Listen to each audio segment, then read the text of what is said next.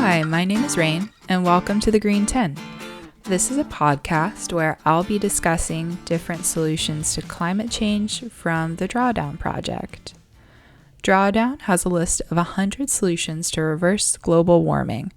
This week, I'll be discussing Indigenous peoples' land management. This is listed as number 39 on Drawdown's list, and it was a solution I never would have thought of. Honestly, out of the 100 solutions, there are many I wouldn't have thought of, but this one made me think a bit. My immediate thought was, why isn't it just land management? Why is it specifically Indigenous peoples' land management?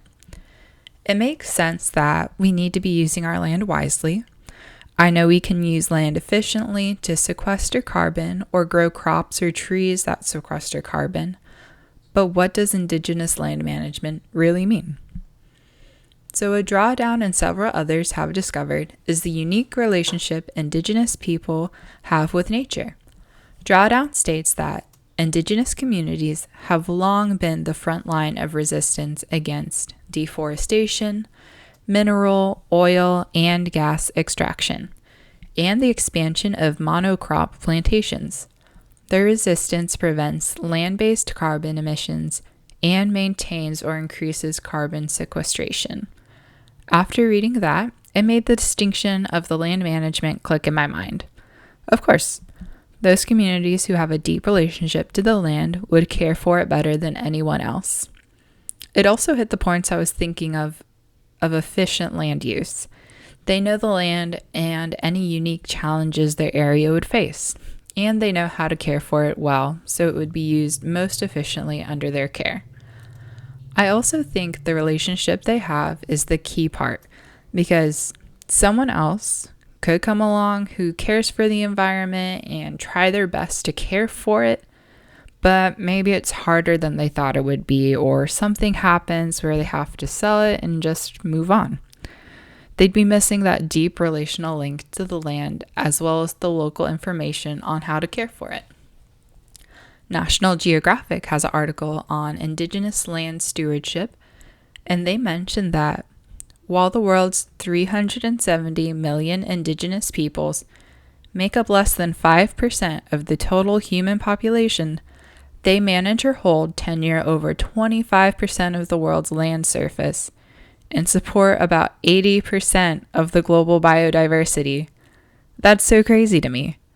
The article goes on and talks more about various species that live and are being protected in these areas, how by supporting Indigenous people's land management, we're also promoting biodiversity. I think it can be easy to forget how many different species there are and how one area can have so many species living all together. For me, as a little example, I recently went to a park to go for a walk and just kind of unplug. And I was only walking around for about probably an hour, but I saw a few woodpeckers, butterflies, hawks, a caterpillar, some fish, unfortunately some mosquitoes, and of course some squirrels.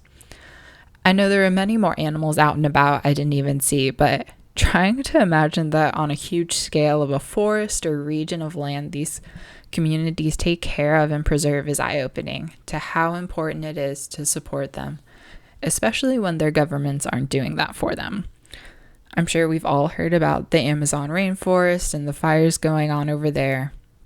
And most of the articles I read were focused on the Indigenous communities living there and what's happening to their home.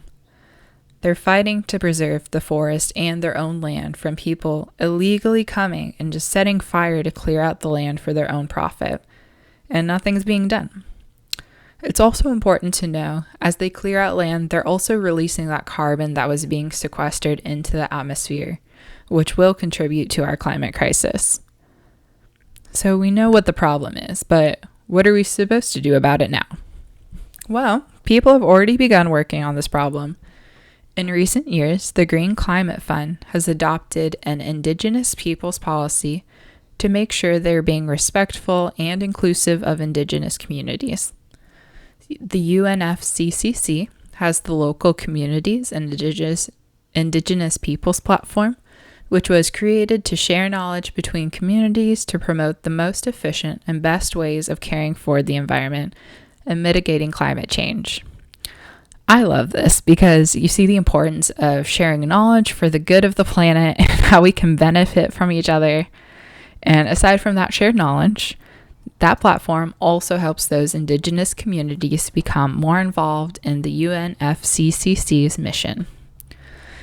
Some success stories I found while researching were one case in Namibia, the recognition of community-based natural resource management under the Nature Conservation Amendment Act of 1996 has resulted in the establishment of 82 conservancies and 32 community forests.